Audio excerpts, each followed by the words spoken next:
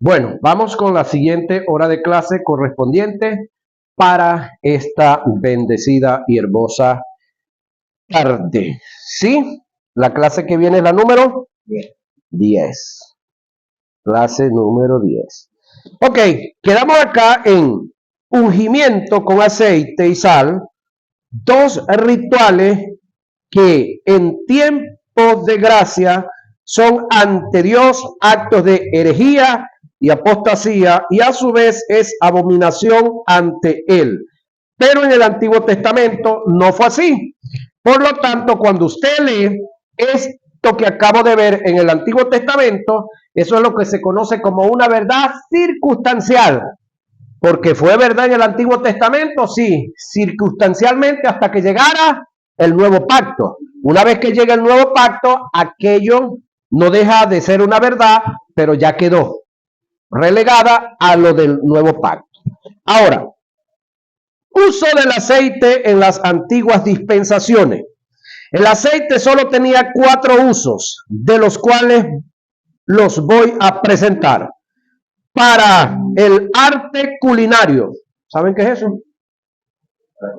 Ajá, todo lo que tiene que ver con comida. Arte culinario. Para la higiene, tiene que ver con toda la piel, todo lo externo, completamente. Para el acto de consagración, que es de lo que el aceite que preparaba el sumo sacerdote. Como combustible, las lámparas, en vez de tener estos bombillos hermosos que están dando luz acá, entonces eran las lamparitas de aceite, porque no había todavía inventado el fluido eléctrico. Ok, si vamos a la verdad de lo que es ungimiento relativo a lo divino, en el presente no es bíblico dichas acciones. Ni siquiera se debe usar el aceite en estos tiempos como tipo del espíritu para ungir, y menos, como ya lo afirmé, cuando dicho ungimiento sea relacionado o familiarizado con el Espíritu Santo.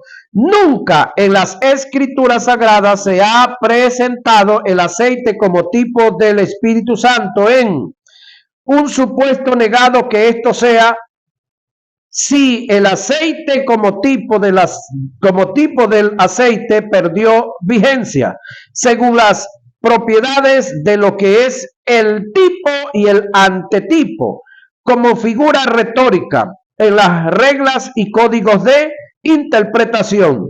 Para mayor comprensión, voy a dar breves conceptos y explicación de lo que es un tipo y un antetipo.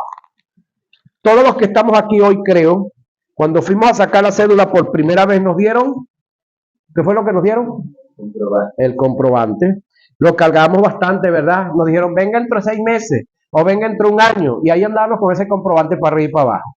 No llegó, hay que volver a sacar, bueno, el comprobante. Creo que ya últimamente les mandaron a colocar una foto, me parece, a los comprobantes, no recuerdo. Lo cierto es que una vez que llegaba la cédula, había que canjear el comprobante por la cédula. Una vez que usted recibía la cédula, ¿de qué le servía el comprobante, Antonio? Bueno, una vez que el Espíritu Santo ya vino, ¿de qué sirve el aceite si llegó a ser tipo de eso que ya usted interpretó? Ahora, vamos a ver qué es un tipo. Según las reglas de interpretación, es lo que le da anuncio al antetipo. En forma anticipada, el tipo es sombra del antetipo. Es decir, la partida de nacimiento. ¿Qué otra cosa hay por ahí que le entregan a usted antes te entregaban, o normalmente, creo, tú vas a una ferretería, compras, te dan 2 facturas, ¿sí? Vaya, retiren el galpón. Una de las facturas, allá te la sellan, la tuya, pero la otra se queda en el galpón, una copia de la misma factura, y así sucesivamente. Varias cuestiones se dan así. Ahora, eso es el tipo. Ahora, el tipo, ya dije que es el tipo. Ahora vamos a ver un antetipo. Es lo que le da cumplimiento al tipo. es lo original, es lo que había de venir, en este caso la cédula, ¿no?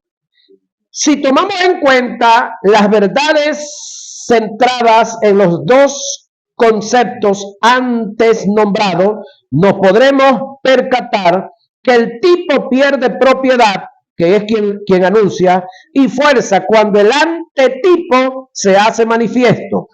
Doy ejemplo. Los corderos que se sacrificaban en el Antiguo Testamento eran tipo del que había de venir, la cual es Cristo.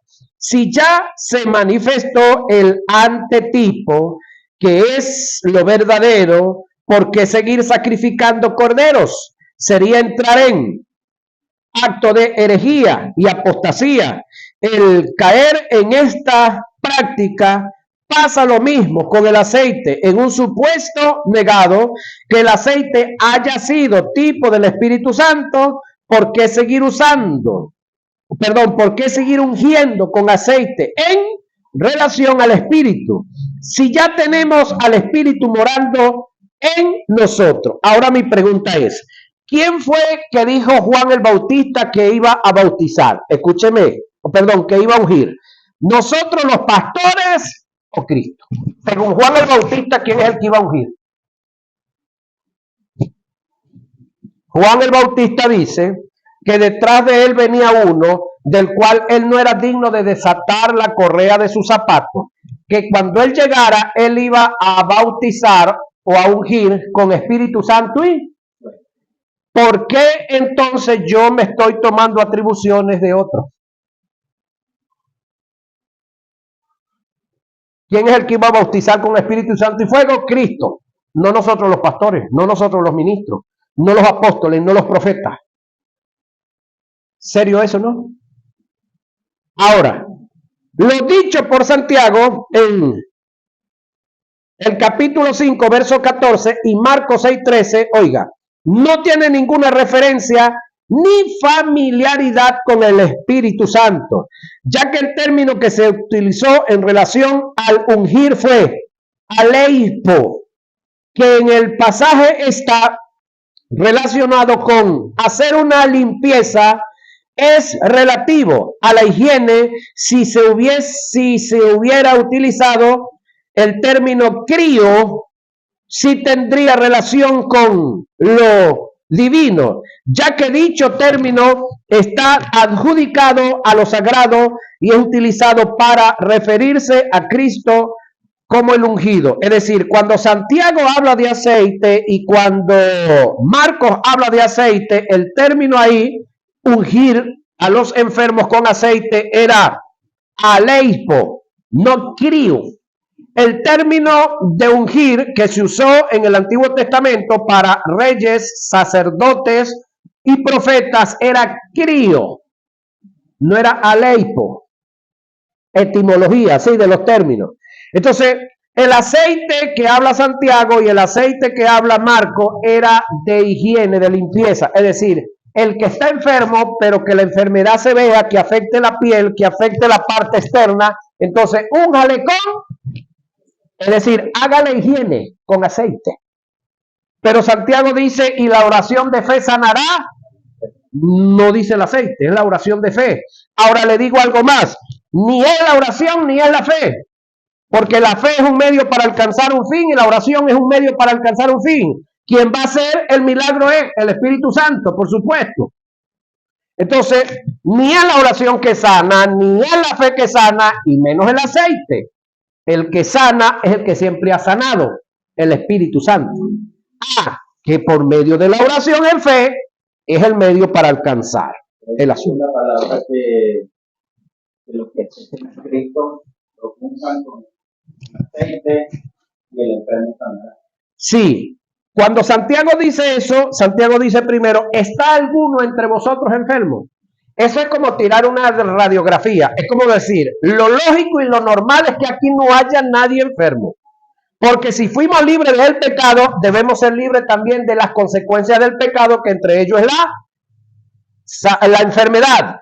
Entonces, si hay alguno enfermo aquí entre vosotros, llamen a los ancianos de la iglesia, que la palabra anciano tiene que ver con gente no con canas en la cabeza, sino con gente madura, con gente entendida, y únjanlo con aceite. Pero luego dice, y la oración de fe sanará al enfermo. Y si hubiese cometido pecado, le serán perdonados. También esto tiene que ver porque hay ciertos tipos de enfermedades que vienen a los hombres por causa de algunos pecados escondidos que no se quieren confesar, que no se quieren reconocer. Entonces, por causa de estar en condición de pecado, el diablo puede poner los huevos de la enfermedad. Porque donde no hay pecado, el diablo no puede hacer nada. ¿Sí? Ahora, el tipo, reitero otra vez, de acá, tiene que ver con el ungimiento a los enfermos, es aleipo, que tiene que ver con higiene, limpieza. No es crío, que era el del Antiguo Testamento. Ahora, como verdad paralela, les presento la siguiente. Si el ungir con aceite en este tiempo no está en la verdad de Dios, menos lo es el estar ungiendo con sal. Sin embargo, déjeme culminar esta parte acá del aceite que quería hacerle un pequeño recuento por los que me están oyendo y viendo. Escuchen. En el Antiguo Testamento, hasta antes del libro o hasta el profeta Malaquías, se ungió con aceite. Una vez que se terminan los 400 años de silencio de Dios y comienza nuevamente Dios a tratar y a trabajar con la raza humana, que lo hace con Zacarías, padre de Juan el Bautista. Entonces, Zacarías ordena ¿a quién? A su hijo Juan el Bautista. Zacarías, sumo sacerdote en oficio para su tiempo. ¿Por qué no me ordenó a Juan el Bautista usando aceite? ¿Qué sí pudo hacer? No sé, no me pregunte, yo no estaba allá, yo no era el secretario de Zacarías, el que le cargaba el cuerno de aceite, el que le ayudaba con las preparaciones, yo no era el de la bodega de él para decirle, mira, aquí esto, te falta esto, no. Ahora, ¿no lo hizo? No lo hizo, pudiendo haberlo hecho. Ahora entonces tenemos a Juan el Bautista a ordenar a Jesús. Juan no estaba en la capacidad de hacerlo porque no era sumo sacerdote. No lo hizo. Es decir, Juan el Bautista no fue ordenado con aceite. Jesús no fue ordenado con aceite. Jesús no ordena a sus discípulos con aceite. Ya en el Nuevo Testamento, Ananías no ordena a Pablo usando aceite. Pablo no ordena a los que estuvieron con él usando aceite. ¿Por qué seguirlo usando de este lado? ¿Por qué? Es la pregunta. Si la iglesia en su totalidad, todas las iglesias, aunque no se denominen apostólicas y proféticas, todas lo son, o todas lo somos. Y en lo apostólico y en lo profético no se dio. Es decir, en el Nuevo Testamento no hay un caso donde hayan agarrado a un líder y le hayan derramado aceite sobre su cabeza. Búsquemelo y si lo consigue, bueno, modificamos la guía y cambiamos aquí el asunto. Y no solamente lo estoy diciendo por ustedes que están aquí, sino los que me ven y me oyen por YouTube. Como este mensaje lo van a ver por ahí por YouTube, por cualquiera de las redes, usted me puede escribir y me da la cita bíblica y me dice dónde están y yo cambio esto. Porque puede que yo esté pelado, ¿no? Pero lo dudo mucho. Lo dudo mucho. Ahora, el detalle está que hay cosas que nosotros estamos haciendo por ignorancia. Entonces, si por ignorancia yo estoy usando aceite, si por ignorancia yo estoy ungiendo gente con aceite, no soy apóstata, pastor. Soy ignorante, lo estoy haciendo por ignorancia. Pero después de conocer estas verdades, después de saberlo, después de revisar en la Biblia y estar claro que no hay un fundamento, no hay una base bíblica para hacerlo en este tiempo, el seguirlo haciendo, sí se me cuenta como apostasía, apóstata. Y es obstinación, es rebeldía contra Dios, porque me lo enseñó mi abuelo, mi tatarabuelo, el que llamábamos padre espiritual o cualquier otro detalle que le hayamos. Ok, yo entiendo, yo lo hice en ignorancia, pero después que entendí estas verdades ya no es necesario. ¿Ya para qué? ¿Ya para qué? Ahora, ¿se va la gente para el infierno por estar haciendo eso? No estoy diciendo nada de eso. Lo único que estamos ignorando, ¿a quién? Al Espíritu Santo. No lo estamos tomando en cuenta como debiéramos. Ahora, vamos acá abajo. Como verdad paralela, les presento la siguiente. Si el ungir con aceite en este tiempo no está en la verdad de Dios, menos lo es el estar ungiendo con sal. El hacer esto es un tipo de ocultismo dentro de la iglesia del Señor. Es una de las más grandes herejías, apostasía y aberración que se haya cometido en contra, oiga, de Dios. Y de paso, es un acto que es aborrecido o abominación ante los ojos de Dios. Ahora usted mira, pastor, pero es que en el Antiguo Testamento se usó sal. Sí, eso tiene un porqué. Es más, cuando tú ibas a traer una ofrenda de carne, tenías que traer con la carne sal. ¿Por qué sería eso, Antonio? Porque no había nevera, no había freezer. Entonces el sacerdote, Pedro le traía a la hermana, le traía el otro y el otro. Entonces todos le estaban trayendo. Si no le traían sal con eso, esa carne se iba a dañar porque él no podía comérsela toda porque pasaba a ser un glotón. Entonces él tenía que preservarla, que guardarla en el tiempo. ¿Cómo hacía? Salándola y saladita, mire, eso dura hasta años. Carne salada, y qué sabrosa es la carne salada, compañero. Entonces, la sal en el Antiguo Testamento no tiene nada que ver con espiritualidad, tiene que ver con preservación. Es como ahorita, Dios le dice a usted, dale una ofrenda a su pastor de 5 millones de dólares. ¿Qué cree usted que era su pastor con eso? Se pone como loquito, ¿verdad? Bueno, entonces habría que ponerle, juntamente con los 5 millones de dólares, traerle un contador público y un administrador. Ese hombre más nunca será pobre. Pero si usted no le pone a la pata un contador público y un administrador, hermano, a la vuelta de, exageremos, 2 años, es el mismo pobre pelado viviendo en el mismo barrio del rancho. Ajá, de pasarela. Pero el contador público y el administrador van a fungir como la sal, porque el administrador lo va a enseñar cómo se debe invertir para que eso permanezca en el tiempo. Y el contador le va a decir las normas contables, jurídicas que tienen que ver con todo lo que es dinero y no va a tener problemas a nivel de ningún lado. Y ese hombre más nunca va a ser pobre, es más, puede ayudar a otros a elevarse, porque él puede montar varios negocios y puede desarrollar un gran trabajo. Entonces, es algo similar en este tiempo. ¿Sí? Ahora, es cierto que en el Antiguo Testamento fue un elemento muy usado como ofrenda para ratificar los pactos que Dios hizo. Ejemplo, y sazonaron con sal toda ofrenda que presente, y no harás que falte jamás de tu ofrenda la sal. Estamos hablando de esa ofrenda de carne, del pacto de tu Dios. En toda ofrenda tuya ofrecerás sal. Levítico 2:13. Ejemplo, todas las ofrendas elevadas de las cosas santas que los hijos de Israel ofrecieren a Jehová, las he dado para ti y para tus hijos, hablándole al sacerdote, y para tus hijas, contigo por estatuto perpetuo, pacto de sal perpetuo es delante de Jehová, para ti y para tu descendencia contigo. Por otra parte, la sal es uno de los símbolos más fuertes en el Antiguo Testamento.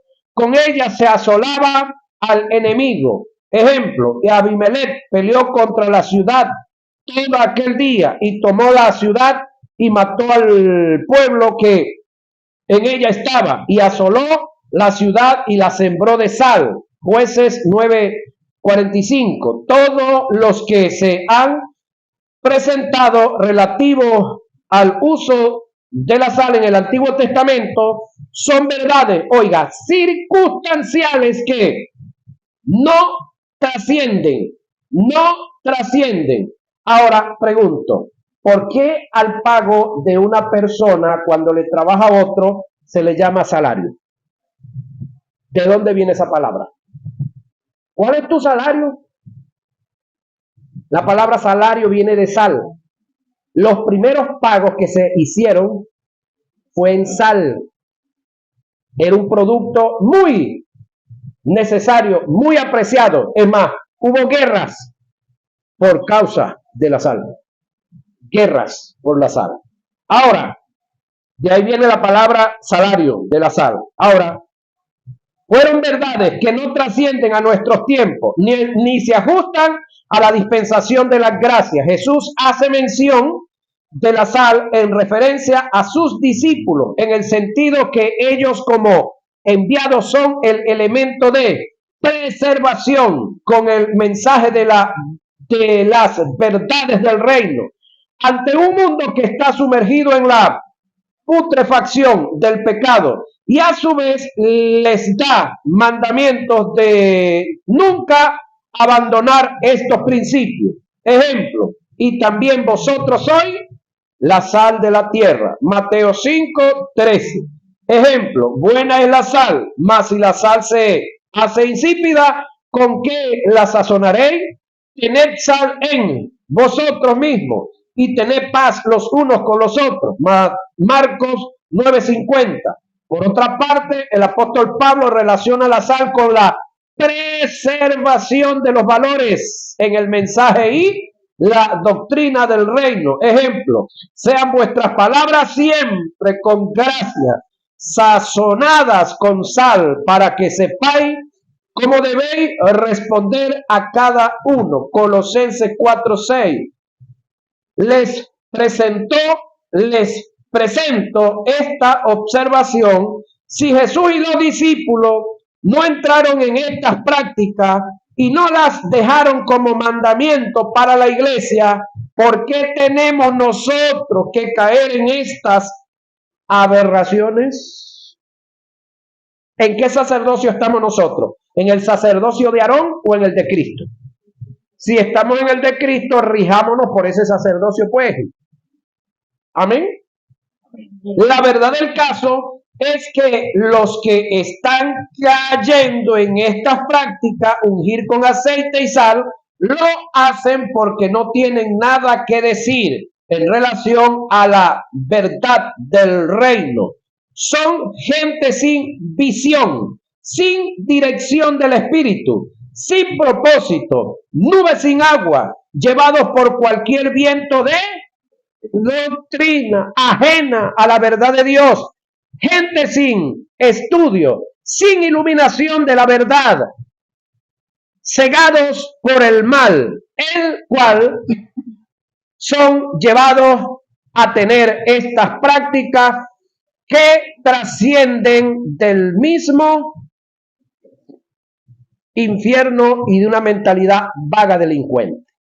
La unción que está representada por el Espíritu equivale al poder. Vamos a ver esto que está hermoso. La unción que está representada por el Espíritu equivale a poder. Entonces, si usted está ungido con el Espíritu, usted tiene poder.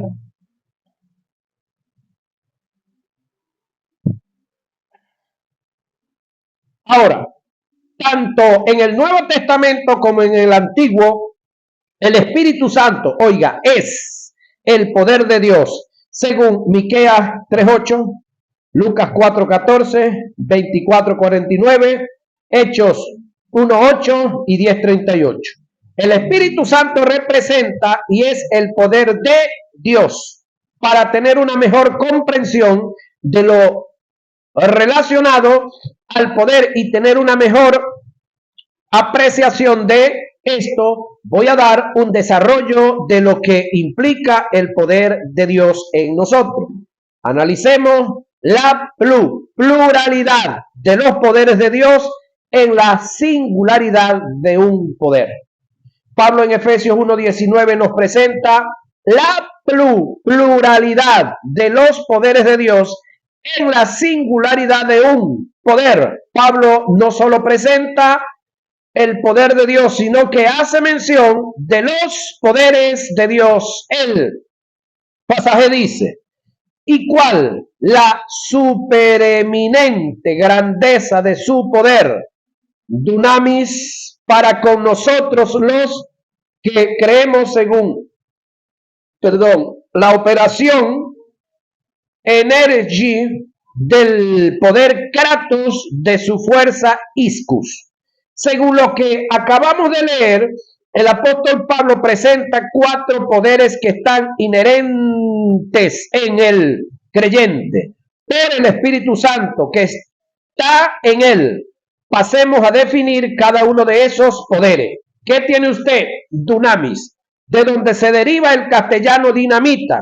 Este término se utiliza para hacer referencia del poder en bruto que está inherente en Dios. Hablar de dunamis es referirse al poder absoluto contenido en Dios. Es como la pólvora preparada y empastada, esperando ser activada.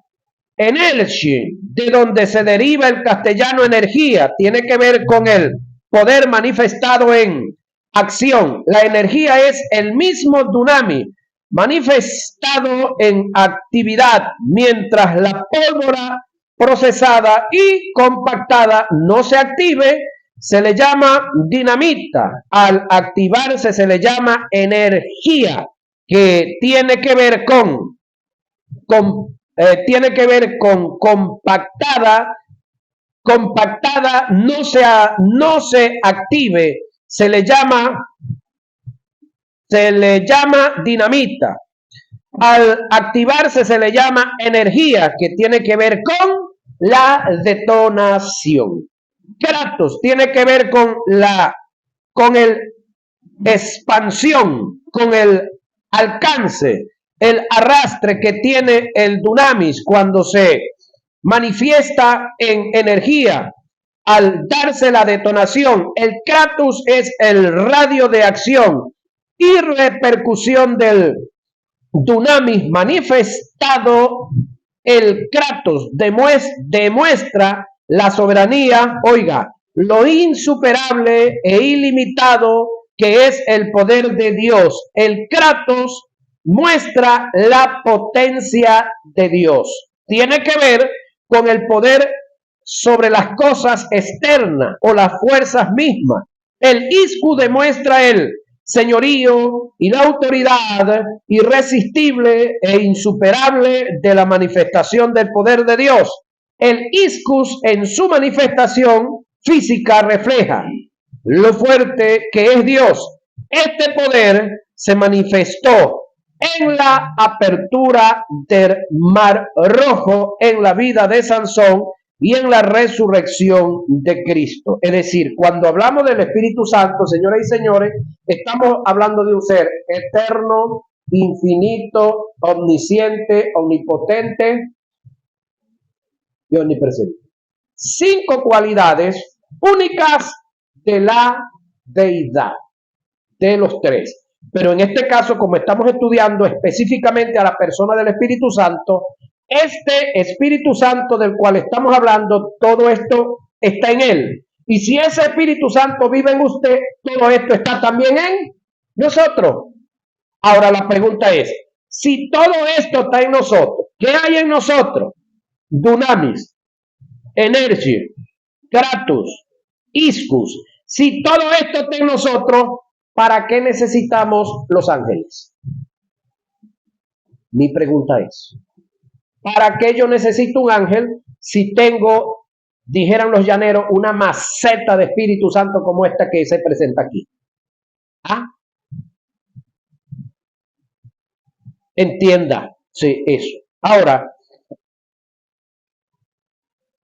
tiene que ver con el poder sobre las cosas externas y la fuerza misma. El Iscu demuestra el señorío y la autoridad irresistible e insuperable de la manifestación del poder de Dios.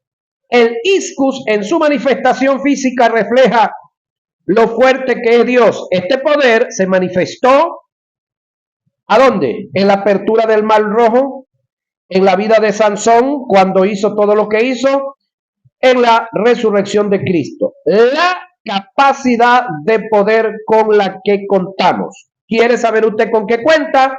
Bueno, vamos a ver. Lo primero que tenemos que entender es que tenemos tanto poder, oiga, que ni siquiera Dios nos sobrepasa en poder. Esto a veces algunas personas lo malinterpretan y dicen, ya va, ¿qué está diciendo el predicador? Que tenemos más poder que Dios. No, yo no estoy diciendo eso. Yo estoy diciendo que tenemos tanto poder que ni siquiera Dios nos sobrepasa en poder. Es decir, el mismo poder que está en Dios está en nosotros. Y muchos de nosotros en la mañana o en algún momento, en alguna circunstancia de la vida, le decimos, Señor, dame poder, Señor, dame más poder. Y nos metemos en ayuno para recibir poder. Y nos metemos en oración para recibir poder. Y hacemos diferentes tipos de sacrificios y actividades para recibir poder. Nos vamos a una montaña por allá arriba, lejos, que nadie nos vea, para orar, ayunar y vigilar para recibir poder. Ya va. En ninguna parte de la Biblia dice y está establecido que haciendo eso yo voy a recibir poder. Es más, le digo, ya el poder está en nosotros. Ya el poder está en nosotros. El detalle es que tenerlo y no saber que se tiene es como no tenerlo. Entonces nos pasa como el caso de una señora que su hijo, una chica de un campo en esta zona de el país, el Canadá, una señora de un campo lejano que están metidos en unos montes que de paso el Estado les paga para estar allá, les da carro, casa y armas para que vivan ahí en esos sitios. Entonces el hijo creció, se desarrolló y se fue a Inglaterra, que es prácticamente los que gobiernan a Canadá. Y él se fue por allá y entonces una vecina venía de vez en cuando y le decía, mira, ¿y qué es la vida de tu hijo? No, muy chévere, muy bueno. Ese hombre debe estar leyendo muy bien por allá. Me imagino que sí. Y mira, ¿qué te manda? No, él de vez en cuando me manda unas cartas y dentro de las cartas me manda una foto. ¿Cómo? Sí, él me manda una foto. ¿Y tú me puedes permitir ver las cartas y la foto? Le dice la otra vecina. Yo sí, y fui y la buscó. Varias cartas, de varios años la mujer enviando. Dentro de las cartas, estaba el sobre, la carta venía adentro, pero dentro venía, según ella, una foto. Y la señora sacó del primer paquete y, tú sabes, estas son las fotos, sí, esas son las fotos. Y comenzaron a juntar la foto. Eran dólares que le mandaba, pero como no los conocía, ella decía que eran fotos. Claro, había una foto del tipo que aparece en el dólar. Pero para ella eran fotos. Y tenía el poco de plata que el muchacho le había mandado. Pero no, como no conocía el dinero, para ella eran fotos. Así nos está pasando a muchos de nosotros con el poder que tenemos en nosotros. Como la señora esta de allá, del campo de Canadá. Ahora, la capacidad de poder con la que contamos. El término que el apóstol Pablo utilizó en Efesios 1:19 para hacer referencia al poder de Dios es hipérbole, que indica lo exagerado del poder de Dios. El término hipérbole tiene que ver con un poder exagerado que no tiene medida, es ilimitado, no tiene anchura, altura ni profundidad. Según el apóstol Pablo, todas estas capacidades de poder que están en Dios están también en el creyente, porque en la iglesia mora el Espíritu Santo, que es Dios, y a su vez representa al poder de Dios. Miqueas 3:8, Lucas 4:14, 24:49, Hechos 1:8 y 10:38. Si analizamos el poder de Dios en operación, nadie puede sobrepasar a Dios en la operación del poder, porque ¿quién, sino Dios, puede crear mundos y todo lo que está hecho? Pero si analizamos el poder en capacidad desde el punto de vista cuantitativo, ni siquiera Dios nos sobrepasa en poder, porque el mismo poder que está en Dios está en nosotros, porque en nosotros está el Espíritu Santo de Dios y Él es el poder. Según todo lo que hemos enseñado acerca de los poderes de Dios y nuestra capacidad de poder, como receptores de ese poder, no necesitamos más poder, ni pedir poder. Lo que tenemos es que hacer, es descubrir cómo desatar y ejecutarnos. ¿Sí? Eso es lo que nos resta ahora. La manifestación de la presencia de Dios en el espíritu relativo al poder. Yo quiero que hagamos un pequeño análisis. En el tiempo de los apóstoles, cuando el Espíritu Santo se manifestó el día de Pentecostés, el día que el Espíritu descendió sobre la iglesia, ¿qué fue lo que sucedió? Es decir, ¿hubo ahí levantamiento de paralíticos? No. ¿El hecho de que no se levantaban paralíticos era que no había poder? Claro que sí, había poder, pero no era para levantar paralíticos. No era para abrir ojos físicos. No se dio para sanar en el área natural humana. No se dio para multiplicar panes ni peces, ni para convertir agua en vino. ¿Qué fue lo que se dio? Bueno, la gracia de Dios por el Espíritu se manifestó a través de Pedro y tiró una predicacioncita sin sonido,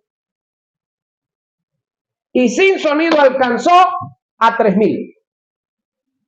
Lo tremendo del caso, no existían los aparaticos estos que hay ahorita, que usted está hablando aquí y allá tenemos a personas de 12 nacionalidades y entonces tenemos los traductores que ellos se los ponen aquí en el oído y entonces yo hablo aquí en español y allá entienden francés, allá en alemán, allá en ruso, allá en chino y allá en árabe. Eso no existía, pero ese día se manifestó ahí. ¿Eso es poder o no es poder? Los que hablaron en lengua, había una multitud ahí que estaba oyendo y que estaba percibiendo y que estaba captando en sus propios idiomas locales. Pregunto, ¿eso es poder o no es poder? ¿Cuánto cree usted que cuesta el aparato ese para que sea un traductor para traducir a varios? Eso tiene que costar algo, eso no es gratis, compañero. Ajá. ¿Fue necesario comprarlo aquí? No. Entre los cuales me llama la atención 3 pueblos que estaban en ese lugar, ¿no? En ese lugar, partos, medos y elamitas. Todos venían de una nación, de un pueblo que ahorita es una nación llamada Irán. Los iraníes eran de allá. Claro, alguien me dijo una gran verdad, que gran parte de los visitantes que estaban ahí eran judíos que habían sido esparcidos. Pero ya va, vinieron los amigos de ellos, vinieron los compañeros de trabajo, vinieron los jefes de trabajo, vinieron los empleados de algunos de ellos también en ese viaje. Luego que se convierte esta multitud de 3,000 personas, todos se fueron alegres y contentos, con Cristo por dentro, pero también con el Espíritu Santo. ¿Y usted cree que esto quedó aquí nada más? Es decir, que se convirtieron estos 3,000 y más nada pasó. ¿A dónde se fueron esa gente? Aquí todavía no se había dado el caso de que Israel fue rodeada, que fue saqueada y fue destruida como tal. No, todavía eso no se había dado, porque aquí estamos 10 días después de que Cristo ascendió a los cielos. Entonces, en sus naciones, ¿cree usted que esta gente no fueron a enseñar lo que habían aprendido? Ahora, el poder que se manifestó el día de Pentecostés, ¿qué señales nos dejan? No meramente el hablar en lengua, sino el objetivo por qué se habló en lengua. Entonces, el gran mover fue de salvación y la gracia que recibieron los que fueron dotados y los que recibieron el Espíritu Santo fue para predicar con denuedo, con habilidad, con facilidad y para que la gente se convirtiera por grupo, por cantidad. Porque luego Pedro predicó otro mensajito por allá y creo que fueron 5,000. No habían sonido. ¿Cómo alcanzó esos 5,000? No sé. Creo que aquí estaba moviéndose algo sobrenatural llamado Espíritu Santo, que es del cual estamos hablando.